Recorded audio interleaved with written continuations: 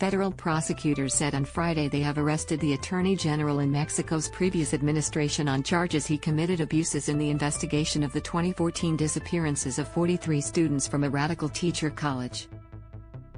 Prosecutors also announced they had issued arrest warrants in the case against 20 Army soldiers and officers, 5 local officials, 33 local police officers and 11 state police, as well as 14 gang members.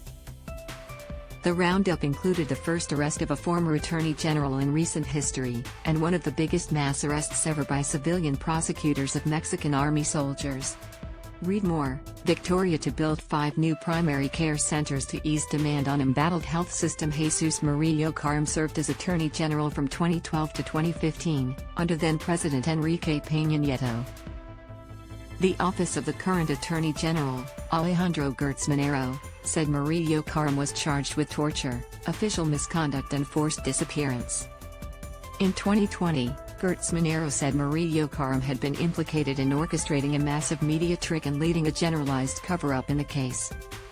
The arrest came a day after a commission set up to determine what happened said the Army bore at least partial responsibility in the case. It said a soldier had infiltrated the student group involved and the Army didn't stop the abductions even though it knew what was happening. Corrupt local police, other security forces and members of a drug gang abducted the students in the city of Iguala in Guerrero State, although the motive remains unclear 8 years later. Their bodies have never been found, though fragments of burned bone have been matched to 3 of the students. Murillo Karam, under pressure to quickly solve the case, announced in 2014 that the students had been killed and their bodies burned at a garbage dump by members of a drug gang. Read more. Ben Rutten sacked as coach of Essendon Bombers following horror season. He called that hypothesis the historic truth. But the investigation included instances of torture, improper arrest and mishandling of evidence that has since allowed most of the directly implicated gang members to walk free. The incident occurred near a large army base, and independent investigations have found that members of the military were aware of what was occurring. The students' families have long demanded that soldiers be included in the investigation. On Thursday, the Truth Commission looking into the case said one of the abducted students was a soldier who had infiltrated the Radical Teachers College, yet the Army did not search for him even though it had real-time information that the abduction was occurring. It said the inaction violated Army protocols for cases of missing soldiers. The Defense Ministry has not responded to a request for comment.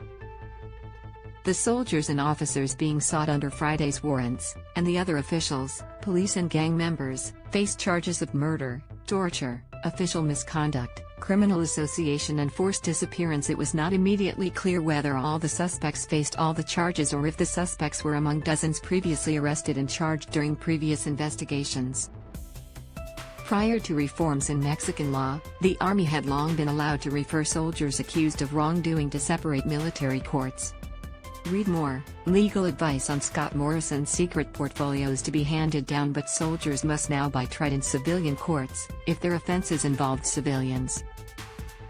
The soldiers being charged served at the base near where the abduction occurred in 2014. The Institutional Revolutionary Party, which both Murillo Karam and Peña Nieto belonged to, wrote in its Twitter account that Murillo Karam's arrest is more a question of politics than justice.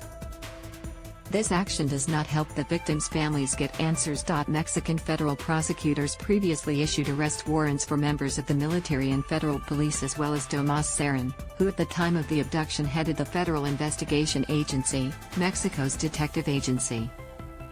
Cerin is being sought on charges of torture and covering up forced disappearances. He fled to Israel, and Mexico has asked the Israeli government for help in his arrest.